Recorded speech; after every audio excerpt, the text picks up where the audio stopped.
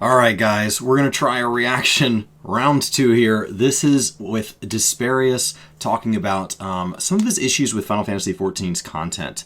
Had a chance to visit with him a little bit on his stream. He plays a little bit of WoW, a lot of 14, and actually he actually puts out a lot of guides on his channel about things like how to do DPS, how to install meters, which is a controversial subject. So he's somebody that provides a really easy to consume video form of how to get better at playing your rotations within Final Fantasy XIV. But as a result, that means like terms of service, it becomes a question.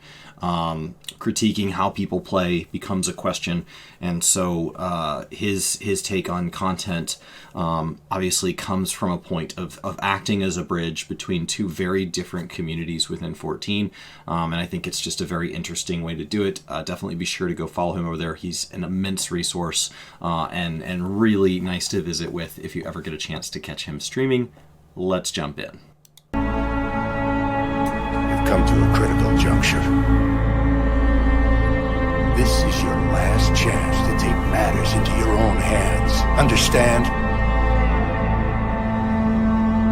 Welcome to another video. Today I want to talk about serious matters that I personally think to keep holding back this game from finally becoming the #1 game on the MMO market.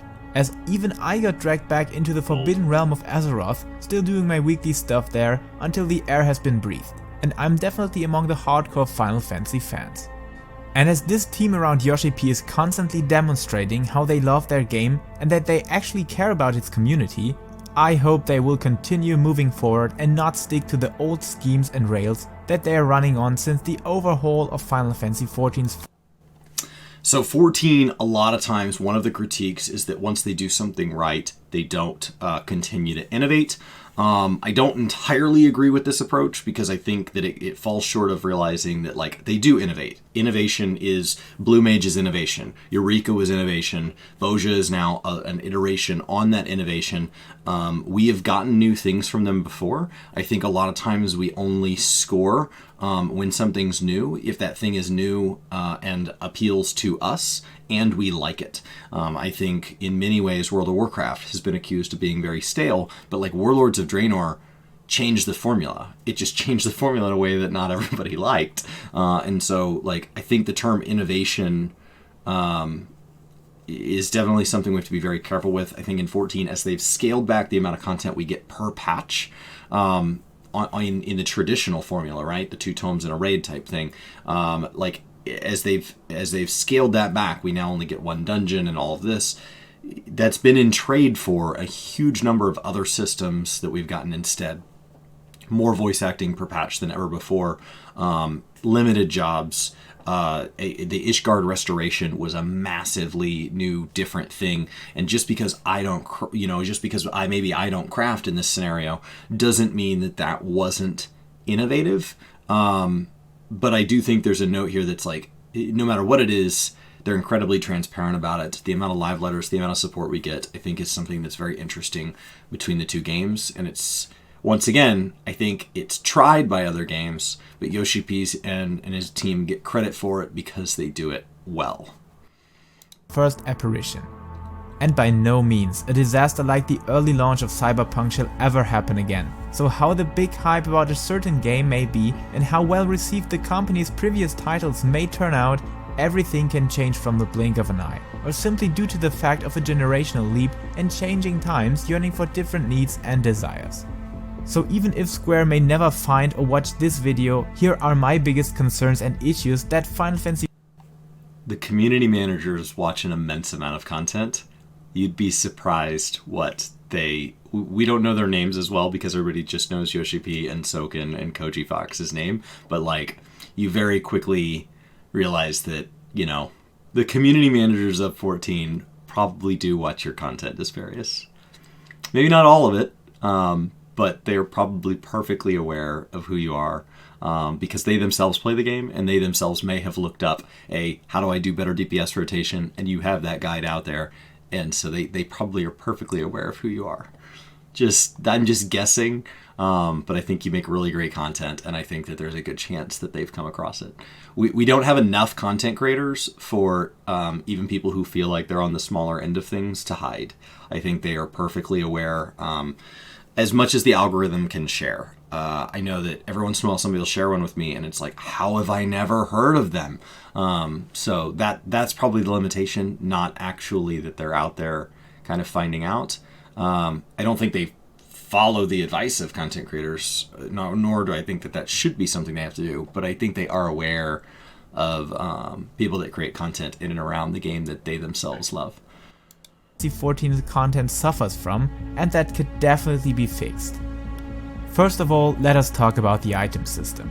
While I definitely like the idea of having all of the available sets and gear pieces to be accounted on fact that you can literally predict before it's actually being released, this also contains a huge space of boredom, as people can never be surprised by anything.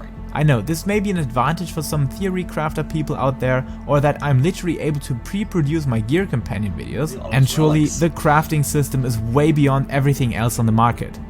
But it definitely lacks variety on its item system. They may be the best in slot sets on WoW as well, but man, how I would wish for something like legendaries, trinkets, or at least set items that kinda bring in something new to your job's development, not playing down the same road and rotation on each content tier, unless something gets changed. Don't get me wrong, I always favor consistency and seamless catch-up systems through crafting and weekly tomestones over completely randomized bullshit we had in Battle for Azeroth. But sometimes this just feels heavily repeated, and if they would take the same rail like they do in each tier before it. And however you think about previous WoW expansions or certain PvE and open world departments of Shadowlands, this expansion really delivers on the item system for PvP equipment, like never before. There's so many interacting ways of amplifying your own unique build for a certain spec. Started by choosing your Covenant, I literally made a decision against the mainstream as Paladin that recommended the Kyrian Covenant, but as I wanted to play a PvP protection Paladin, I chose Venthyr, and hell yeah, that was a phenomenal decision and works out insanely. So for 14 players, just to touch on this, Covenants are basically grand companies for the current expansion. You can only be in one per character at a time.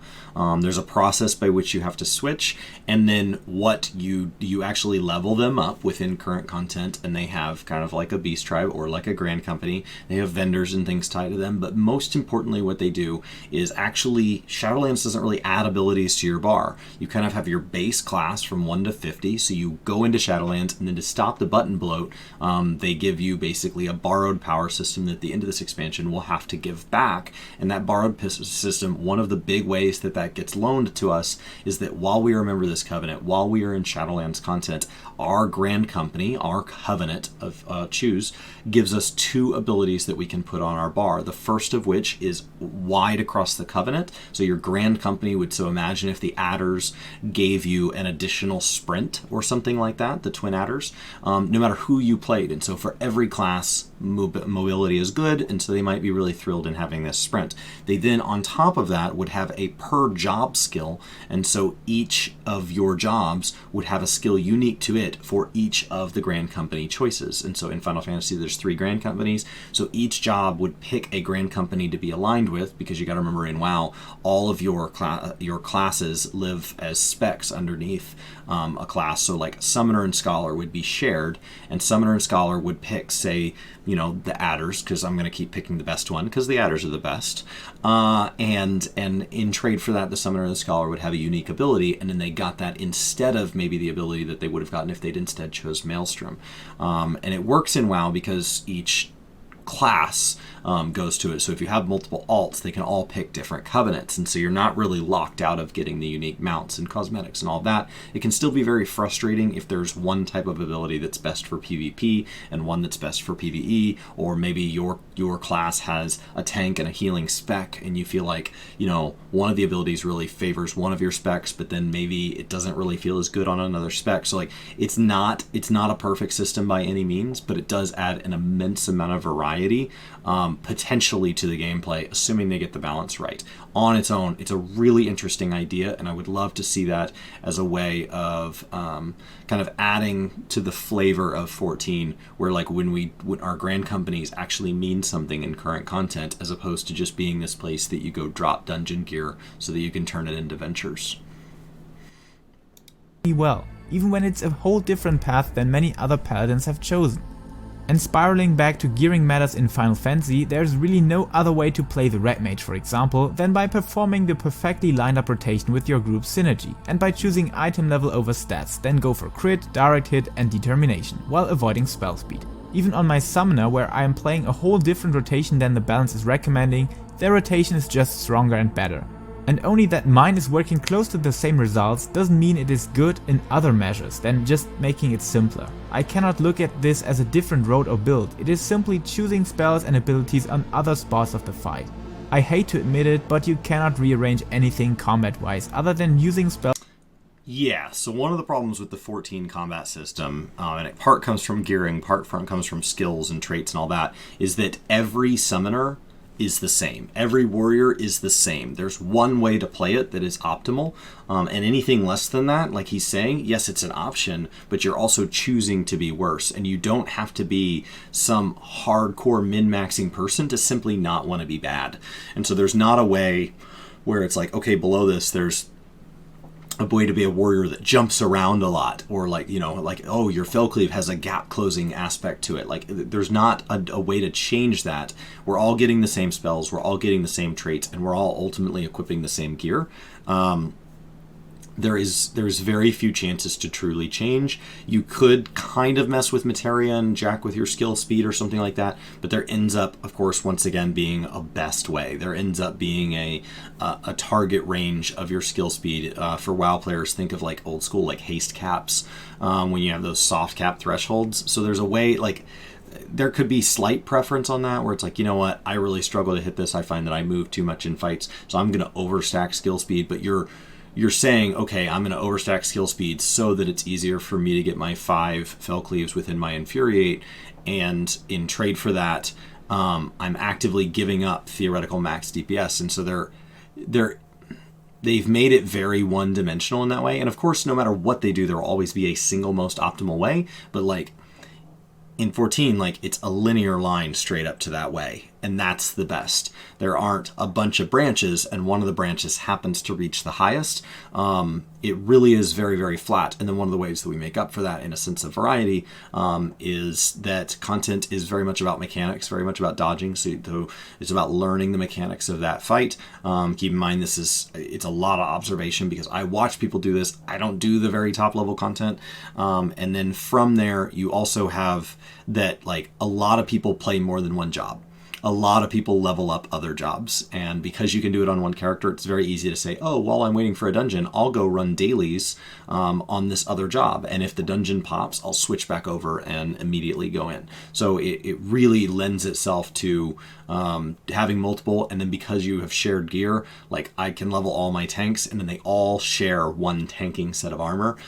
So it's really easy to feel like your alts are caught up, because outside of their weapons, they are identically geared when you're within a role, which is something within WoW, like, yeah, your gear is shared across that one job, so like that one class gets to share it across its specs, kind of, but like that's not a perfect explanation of how it works. And the moment you say, you know what, but I don't like healing, so why would I play healing on my tank? I would rather play another form of tank. It's like, oh, well, you're 2 tanks. There's not going to be a correlation between those two. Those are going to be totally separate characters with totally separate needs to do dailies, weeklies, all of that stuff. And only so much of it is going to be things where the game says, hey, it looks like you've done this before. Would you like to skip to the end? There are things like that, but the combat system in 14, its variety comes from the total size of the system, not the variety within any one job. If once you've mastered the rotation and you have best in slot for a particular tier. In a different order than others.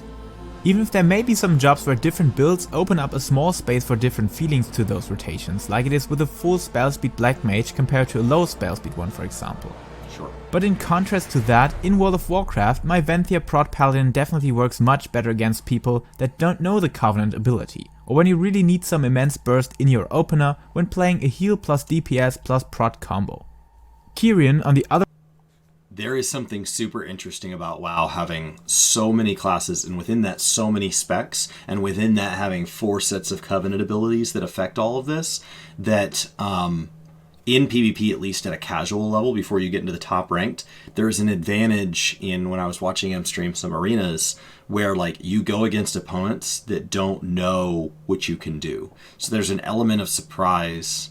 Doesn't work forever. If you've ever played like a first-person shooter that has like a prop hunt type game, it only, like, once the newness wears off, once there are experts, that of course goes away. But there is something really fun at a casual level about having that element of surprise. When you cast an ability and they don't know you can do that. When you recover from something and they didn't expect that. That doesn't really happen in 14. PvP in general doesn't really happen in 14. But it is very cool that the system is broad enough that a casual player can't know all of it, and so when you're a casual player playing against other casual players, you're not entirely sure of what that guy can do. You're like, yeah, I've fought plenty of shamans in the past. Wait, what was that? And so by the time, especially when you add in, like out in open world stuff, when you start to add in use of items and things like that, it just, every once in a while, somebody can do something totally unpredictable and off guard, and I do really like that about the broadness of their system. On the other hand, would work better in defensive play with more silencing shields, for example, but having both different situations and definitely completely different playstyles together with talents and honor talents you can choose from creates a much better variety that doesn't directly tell that I favor this system of free choice all the time, but it's good to have sometimes. Right. Yes, Final Fantasy has never been like that. Wait, it actually has. I remember that my brother just smashed out insanely powerful melee attacks in Final Fantasy XI as a red mage, using the HP sacrificing talent from the Dark Knight being the sub job. And of course, I clearly know why Square is taking this route, as balancing can be a disaster on games with free choice of skill trees and a vast selection of different items, but sometimes it really is a risk you have to take. For me, the rotations stand out in Final Fantasy XIV. Even Shadowbringers has done a clean roundup to many jobs. It is actually the item system and skill option system behind that expresses this narrowness in making decisions. Apart from the subjective feel of combat animations, this combat system is the best ever performed in any MMO I played so far.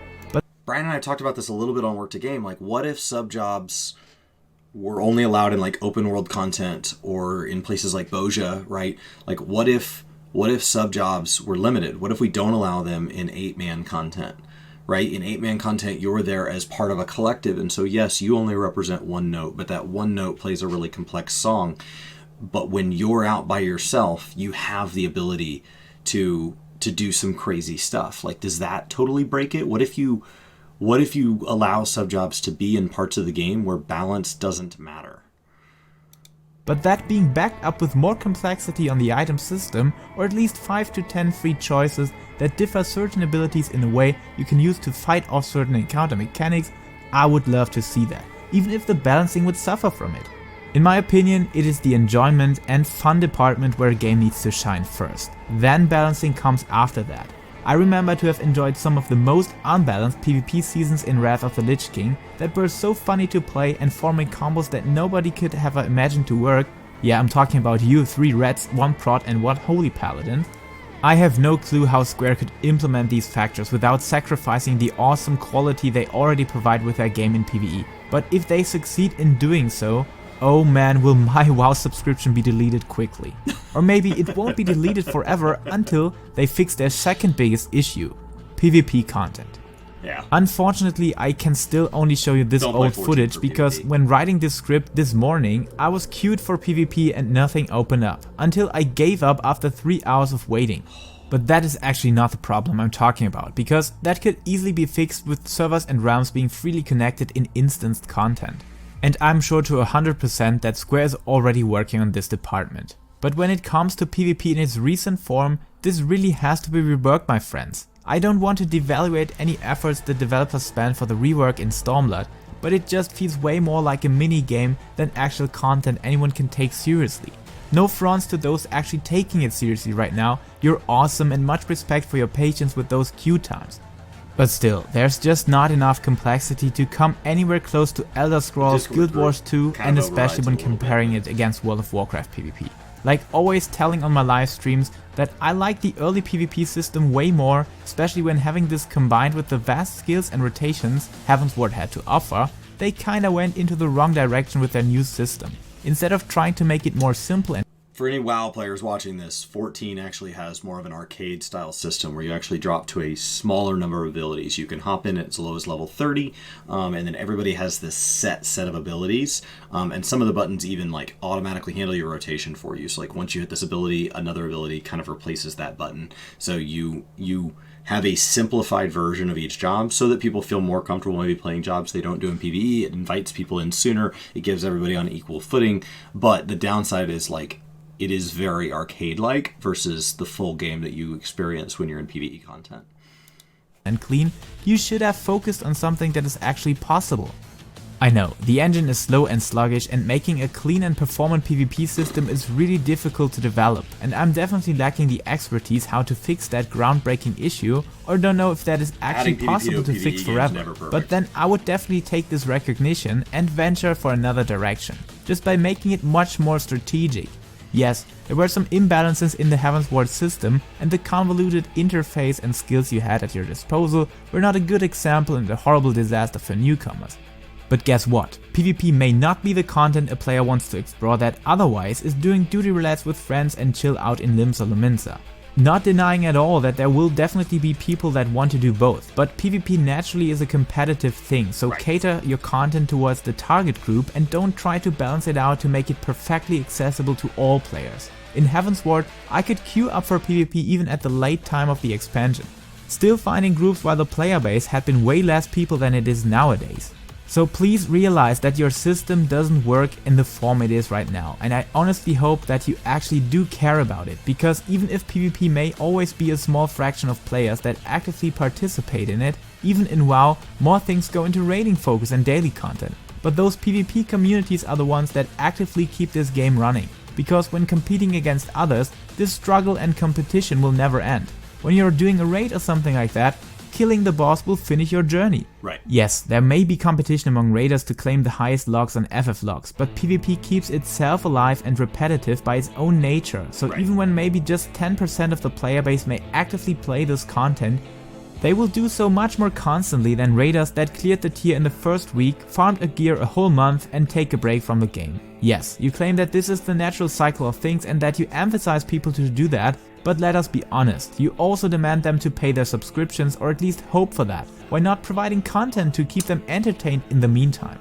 PvP and PvE actually work in perfect synergy, if avoiding a dependency, because that can kill both of course. Requiring to grind raids for staying a chance in PvP would be a bad example.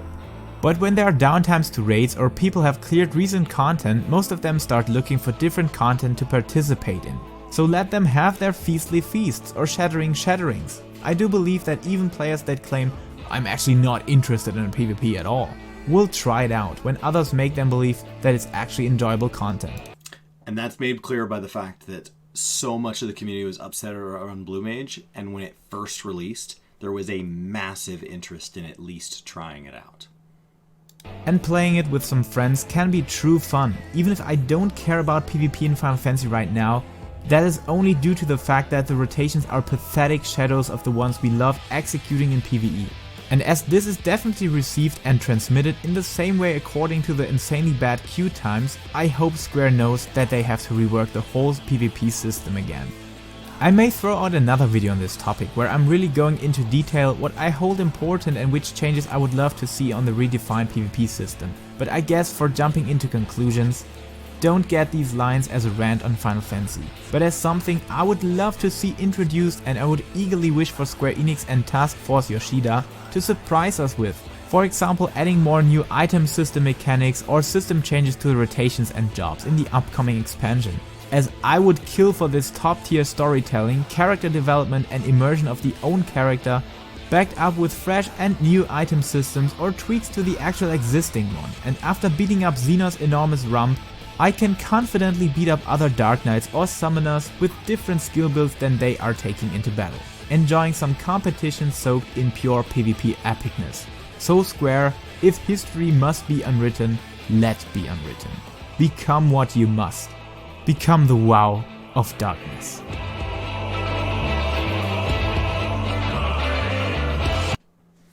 Well made. Well made. Yes, I think that you don't have to tear the whole game down to rebuild a section of it that's not doing well. I think this was very PvP focused, and I think that,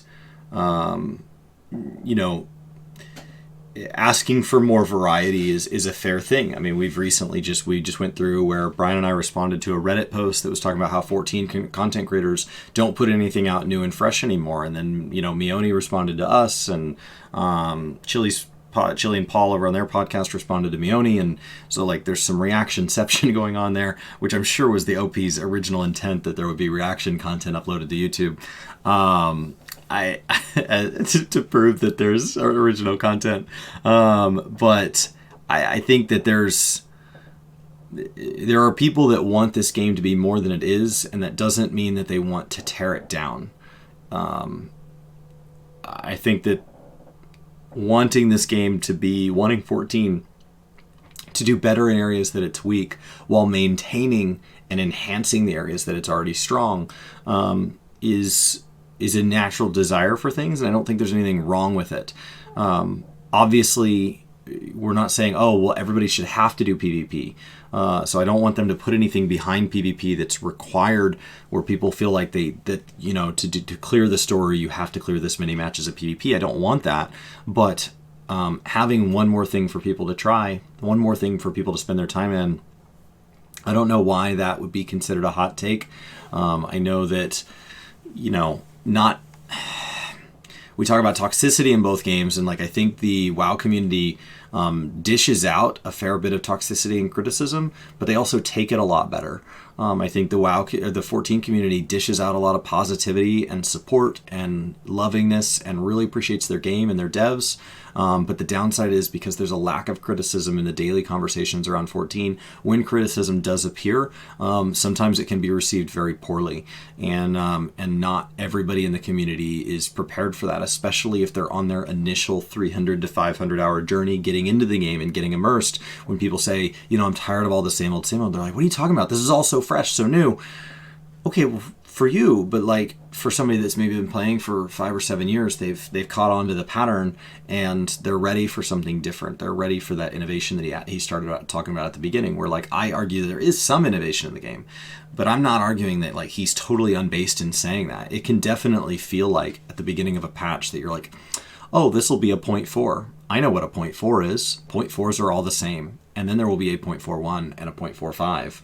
Cool, I like 0.4s. Oh, we're going into 0.5s. I like 0.5s. We'll do a 0.5 and then a 0.51 and then a 0.52. And it doesn't matter what number you put at the beginning of that, the expansion number, I already know 0.3 wraps up the story. I already know 0.3, what type of group content comes in there, what type of Beast Tribe content may or may not be associated with that. I already have a feel for what a 0.3 is based on what 2.3, 3.3, 4.3 did, and now 5.3. And so when we go into 6.3, I have some expectations, because there are patterns within the content.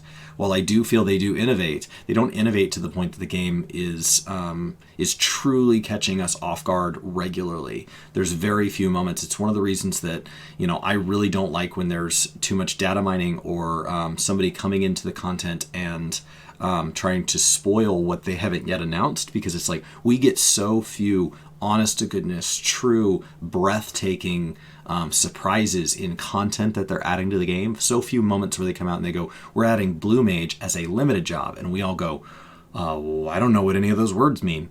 There's very few moments like that in this game, and so occasionally we know a little bit of a word, we're adding crafting relics.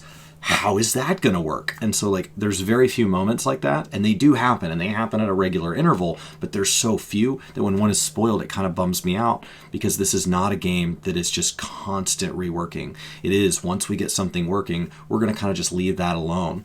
And I get why it's like that. But but I think, you know, there's room to criticize and ask for more. And I think that's all Desparious has done here. And thanks for the video. So hopefully you guys like this reaction style a little bit better.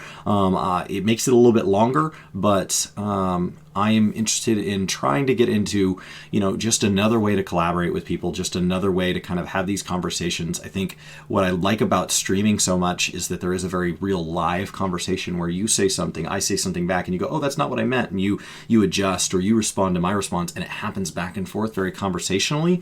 With videos, we put out a video and then you comment, could be months or even years later, and then maybe I get to see that comment, and if I do, I respond, and then maybe you see that and you come back and respond. And so it's like, at best, we talk to each other 2 or 3 times, and it's really hard to kind of carry that conversation forward in a really natural way. And so this might be a way of saying, okay, somebody put out content, here's my response, and then maybe somebody responds to that. And I know reactionception can be a little bit frustrating, but like keeping the conversation moving is something that until we have an infinite number of content creators within the 14 space, I would like 14 at least to have more content creators and more content created around it. And in WoW, I would like the content that is out there.